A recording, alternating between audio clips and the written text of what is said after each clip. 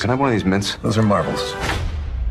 Greetings and welcome to the Prime Directive. I'm your host Jefficho, and my co-host as always, Chris. Say hi, Chris. Hello. Joining us today is Counselor Sean. Sean, how do you feel? I feel great joy and gratitude. Excellent. You must be talking about the Orville then, because that's what we're going to cover today. Absolutely.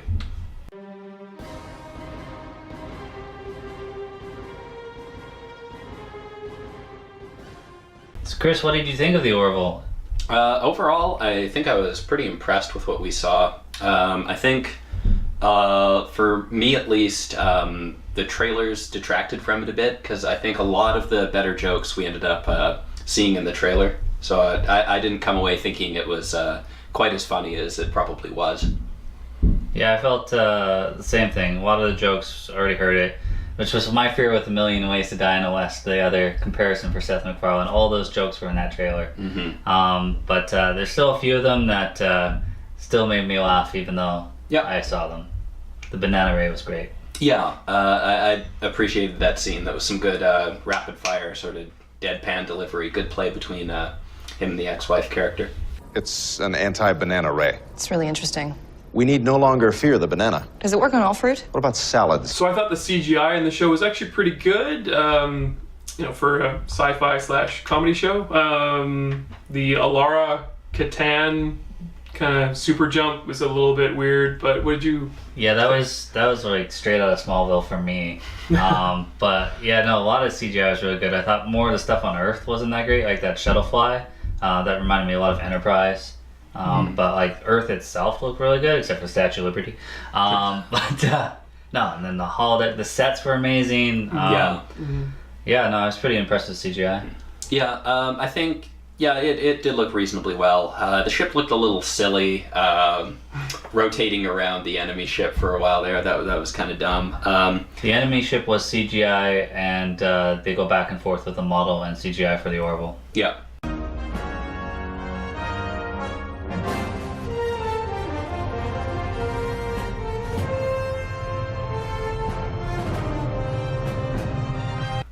I did think the Alara jump did look kind of dumb. I think they needed like some extra time or a couple extra dollars or something maybe not to do give that her properly. super jumping. Well, yeah. I don't know that it necessarily was dumb, but it looked silly. Interesting take that they're calling it the Union instead of Starfleet. Yeah. Well, they had to call it something. Copyright. And then I really enjoyed the holodeck opening there. Mm-hmm. Yeah, that was something we didn't see in any of the trailers or anything, so that was a nice little surprise. Yeah, nice little call TNG. Yeah. Obviously, the holodeck is something you can actually interact with physically, so this isn't just images they're showing you, because we were fighting that ogre guy. And I'm wondering if we're going to get into any more on, what exactly the limitations of the holodeck are, and exactly how it works, bets on how long it takes to have the first holodeck malfunction episode. Yeah. I wonder how many people are going to have a Barkley-esque episode. Yeah. There's nothing wrong with a healthy fantasy life, as long as you don't let it take over. You call this healthy? You're taking it so seriously.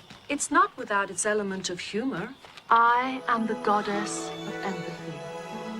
Cast off your inhibitions and embrace love. Computer, discontinue. Computer, belay that order. We want to get more insight into what's been troubling this poor man, remember? Quite a healthy fantasy life, wouldn't you say? Was the troll was self-aware though, wasn't it? Like it was aware of It was doing battle, and then once it was like, he's like, stand down, and then it's just like, well, I actually created a really big personality, and then the personality came out once he activated. Like, No, that was a little bit different. It was a little bit different than how they do it on Star Trek. Like, I mean, they are self-aware, but it would seem, I don't know, a little bit of a twist. But. Yeah. Well, Chris, I thought one thing that really stood out and kept refocusing me on the show was the music. Yes. Yeah, every opportunity they had to bring the musical score to the forefront, it was very, very Trek. Yeah, having a live orchestra was pretty amazing. Mm-hmm. A lot of the chords too, you could hear some TNG in there. Yep. And then it would go into his own original stuff. Yeah, especially when they were first showing you the ship.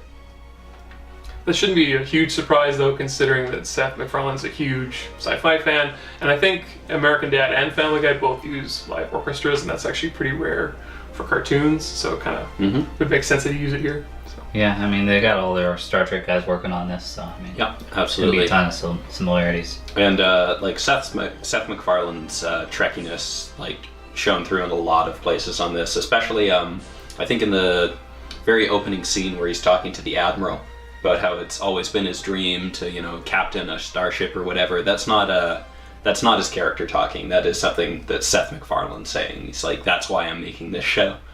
Yeah. But what does Seth MacFarlane need with a starship? Oh. You don't just walk up to a creator Family Guy and ask him what he needs of a starship, Sean. I know, he might shoot like lasers out of his eyes. Yeah. And burn like a black hole in your Yeah. uniform. You just hope Chris is there to ask how he feels. Yeah. Share his Shares pain. pain. So Chris, I really enjoyed Bortus, Yeah. but I'd like to see him kill someone. Okay. Just because, like, you know, he's our Klingon-esque type guy. Yeah, I don't know that he has a lot of the aggression that we'd normally associate with your Worf type character, but he does have the just very straight-laced, just efficient, no-nonsense demeanor that we were getting. Well, we haven't seen it yet if he does. Yeah. But he's a Well- really good comic foil for the Yeah. goofiness of the navigation group. Yeah, Yeah. he's the straight man to everyone else's comedy. They need it because everybody was getting in on the jokes in this one. It's just like, I'm not sure everybody on the crew would get in on the jokes. Mm-hmm. So Chris, when we get to the research place, we get introduced to a lot of interesting things. There's Dr. Jorvik. He was a nice CGI character. Yeah, I liked that. That was a good joke that we hadn't seen in the trailer. And I like that we got this, you know, big sort of plant-looking alien face-hugger creature, and they're just like, oh, that's our chief botanist. Yeah.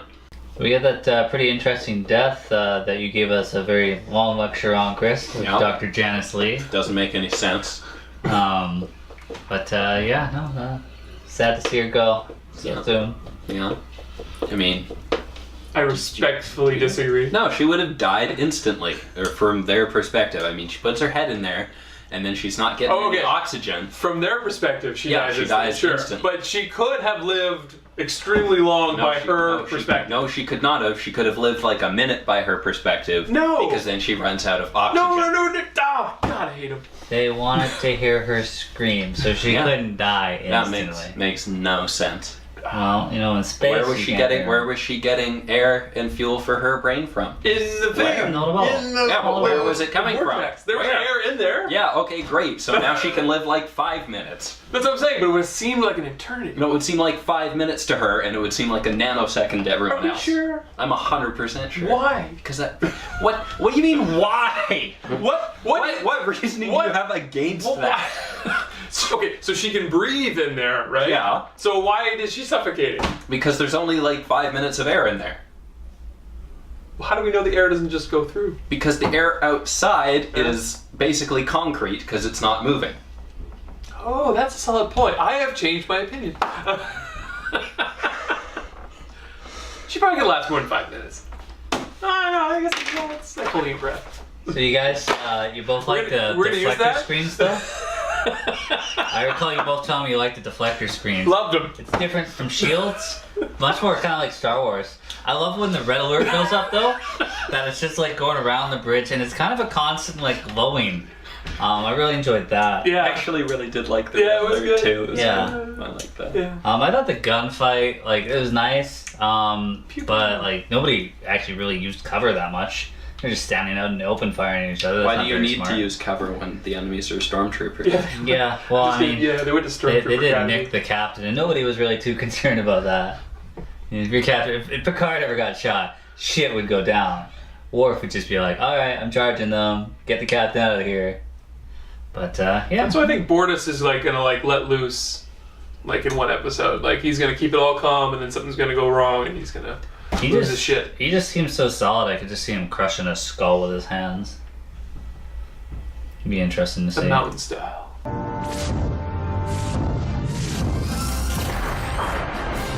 I like a lot of the detail they put into the show. I mean, like the seatbelts having little lights. I thought the enemy looked really good. The Krill. Mm-hmm. What did you think about how they dealt with him, Chris? Yeah, it was Pretty good solution to the problem at the end there. I like how we weren't just running and gunning, shooting them down. We had to, sort of outthink them a bit and trick them. With Trojan the horse. tree at the end there, yeah. Because the Orville is, now that I think about it, it's not really a combat ship. It's sort of a mid-level thing, so we're not going to be solving our problems with shooting a lot, I think. Yeah, it seemed pretty outmatched in a firefight. Mm-hmm. Yeah. Happy Arbor Day. I really enjoyed that. Yes, Team Arbor Day. I think that was definitely the better joke. So Chris, overall, like, you enjoyed it. Was there some things that were missing? Some things you want to see coming up? Yeah, so my chief complaints with the pilot were probably centered around A, I saw a lot of the jokes in the trailer, but that's not really the pilot's fault. And B, there was a lot of tell instead of show. Especially when they were introducing the crew. It's just like, oh, you're from that planet where this thing happens, aren't you? And they could have, like, we would have got that Alara was super strong just from what she was doing. We didn't need to be explicitly told that. Like, that's probably something the characters should already know, so it doesn't need to be all this exposition. Yeah. Lots of exposition. Yeah, there was a lot of exposition. Sean, you're saying the critics were all over this one, right? Yeah, they hated it. Pretty much. I think that always happens, though, when you kind of mix two genres together, comedy and drama. Yeah, a lot of people don't know what to make of it. Yeah, I mean, I don't even know if it knows what it is yet itself in a funny way. Yeah. So, I mean, it'll be really interesting to see what they do with it. I mean, I'm looking forward to some guest stars in the future. Hopefully they have some old Trek people on there. It would be great. Mm-hmm. Or anyone from the Family Guy, American Dad. Yeah, we got family. like Charlize Theron coming up. Yeah. I would love to see Shatner. Yeah. No matter what role, but Yeah. just show up. Be involved, yeah. And I think to your point about the critics, it's a lot of it probably has to do with just this is Seth MacFarlane. Yeah. And I don't think he's Yeah. thought of very highly in critical circles. Well, I think this is a good show for him because he needs to. Not that he hasn't accomplished a lot, but I'd like to see him prove himself as an actor and quiet the critics. Like, I'd like to see some chemistry between him and his ex-wife. I'd like to see some like emotional outbursts or something. Like, not just playing it cool and like cracking jokes. Like, I want to see like some stuff that Picard did. Or Yeah, we didn't see a lot of acting range, I think, from him this episode. yeah, but like I said, I didn't want to judge the series on this pilot episode. Like, I think we'll do a mid-season review at some point. But like, there's so much more sci-fi coming our way with this. Mm-hmm. I really enjoyed the wife bashing. Like, even when you think he's not, and he like says that he's not, it just goes right back there. It was hilarious. Yeah, I'm wondering if they're just going to keep harping on that, or if that's going to be mostly in the Well, pilot. it seemed like they put it behind them at the end, but I'm sure there'll still be a lot of references. Until the end of season 1 where they get together. I'm calling it now. Okay. Well, I hope you're right. I mean, If the show gets that far. could use a little Deanna Troy sex appeal to this. I gotta say, probably one of my favorite parts was the Alara, jar of pickles one. Yeah, I loved watching her bash that door down. It was like cool and kind of hot. Okay. I concur. Yes, excellent. Alara, you want to open this jar of pickles for me? I loosened it for you. All right, Sean, didn't you say you had this like really big point about this that you want to tell us? No, I'm good. All right, well, I guess we'll just wrap this up. All right.